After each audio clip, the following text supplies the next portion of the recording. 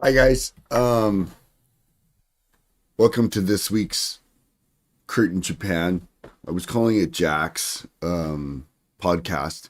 But anyways, I wanted to talk about a less heavy subject. Last week I covered discrimination and the Japanese outlook on that. But today I want to talk about something a lot more simple and something that people quite often approach me about.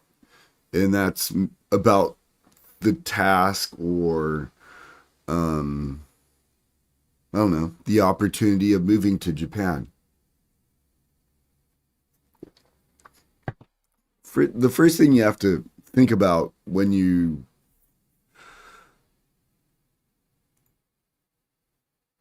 move to Japan is basically, can I get a visa?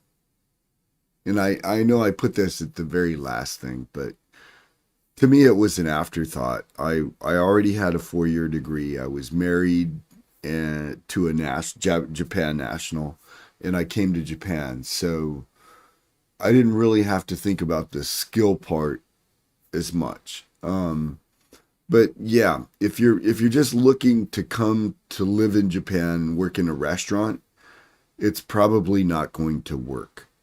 Um, while you could come to Japan and work in a restaurant and make a decent living and live here, you're not going to get a visa for that. You're going to have a skill, a specific skill, or um, yeah, basically that. So or a certificate. That's what I was getting. Even if you don't have a skill, you can have a certificate, or you can get married. So that's my second point, and that's what I was. I was married. But if you're male, on the other hand, and you're heterosexual and you like women, run the numbers. It's a very good place to be. Um, Sorry, that was sexist, but I had to say it. It is the truth. Um, Another good thing to have, like coming into the country, is a job. Like you can still be married and all of that, and if you show up without a job, it's a lot harder to get a job versus if you're really trying to get a job from overseas and saying, "Hey, I'm coming. Hey, I'm coming. Hey, I'm coming." Um, and you have a job when you arrive. It's very important. And the other side of it is if you're not coming on a marriage visa, if you're coming on a skill visa, um, then you're going to have a job.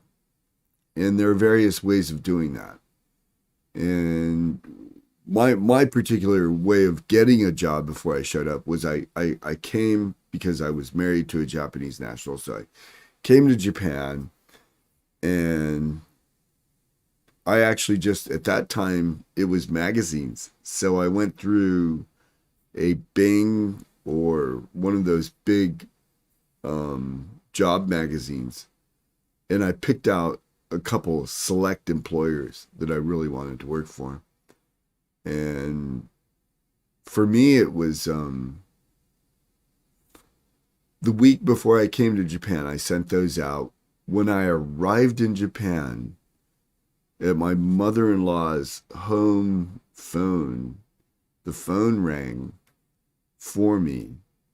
And the next day I was interviewing for the job. And the day after that, I was hired before I got on the plane to go back to Guam, which is where I was living at the time. But it doesn't always work out that way. We're in an online world, and I work cybersecurity. So HR and recruiters screw that up all the time. They just don't know what they're recruiting for, and you're having to show them the way. But um, at that time, it was one in a million, literally one in a million people with the certifications that I had at that time. And and yeah. Anyways, I'm not gonna boogie this. Um, the other side of it is though is what I've seen with people that have come to live in Japan is they're actually already wealthy. they've worked at a .com, they've got their millions, or they did their own little .com and they sold out or whatever, and they show up. And I've seen this. This is sad because there's a big community of these people here, and most of them are 28 to 40, and most of them do not get work in Japan. They're just too spoiled and useless, actually. Tell you the truth, I've hired a couple of them. They're just useless, and a lot of them are they suffer from imposter syndrome. So they got wealthy early in life and they kicked it, and they have no skills, basically, or no real world skills.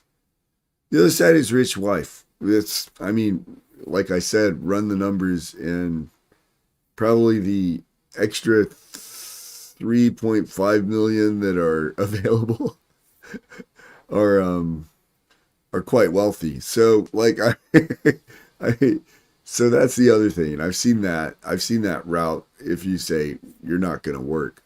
But no, getting a job here is actually quite easy, even outside of an English teacher. I would recommend that nobody English teaching is the easiest.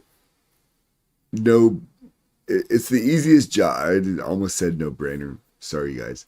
But I mean, it's the easiest job to get. But if you just go around looking for the easiest job to get, that's where you end up in society. And I hate to say it, but English teachers aren't especially the, yeah, it's right down there with McDonald's as far as I'm concerned. Yeah, you know who. Anyways, and then the last thing is visa. So I've seen a lot of things on Reddit about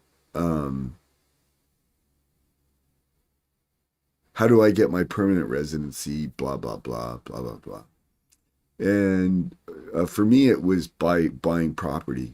The minute I went into a 15 or a 20-year loan with the bank, it was applying for permanent residency was actually a requirement for the bank loan. I don't know if they could still do that, but I did it, or actually, God bless you, my ex-wife did it. She gathered all the material, got everything together, and yeah, I got it in a week. So, you know, and I'm hearing these stories of people, and you know, just get a really good job and be consistent, and you'll get permanent residency. For me, it was quite natural because I was married to a Japan national, and a lot of that happens a lot more fluid. Anyways, I hope I imparted some intelligence. If you have any questions around moving to Japan and trying to settle in Japan, please let me know. Take care.